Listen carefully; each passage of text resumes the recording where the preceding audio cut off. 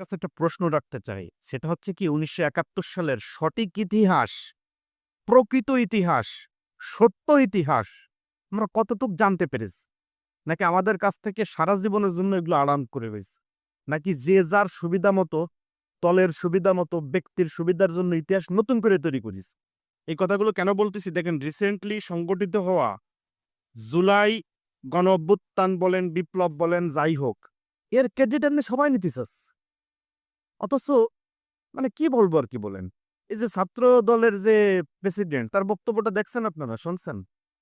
বলে ছাত্র শিবির, বৈষম্য বিরোধী ছাত্র আন্দোলন কেউ না, সব ছাত্রদল করিস।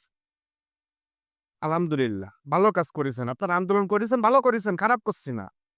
ভাই আপনারাও করেছেন। আর সবাইরে নিয়ে বলেন যে আমরা সবাই ছিলাম। বৈষম্য বিরোধী ছাত্র আন্দোলনের এরা ৬ জনে তো ডিবি হেরোনির ভাতের হোটেলে যে মুচলেকা দিয়ে বেরোলো। তাহলে একে আপনারা ডাইরেক্ট একদম মুহির ভরে না করে দিলেন যে এরা কেউ ছিল না।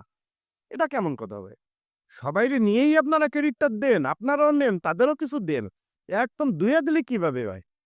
এই কথাগুলো বলতেছি ওই কারণে। তাহলে ৭১ সালে কি পরিমাণ ইতিহাস বিকৃত করা হইছে? ৮ মাসেই যদি ইতিহাস বিকৃত হয়ে যায়। আর তখন তো এত টেকনোলজি ছিল না। অনেক তথ্য ছিল না। সংরক্ষণ করা যায় না। আর এখন প্রত্যেকটা মুভমেন্টের ছবি আপনি YouTube এ সার্চ দিলে পাবেন। তাই তো যদি এত পরিমাণে বিকৃত করে কেউ, তাহলে না জানি ৭১ সালে কি করছে এরা?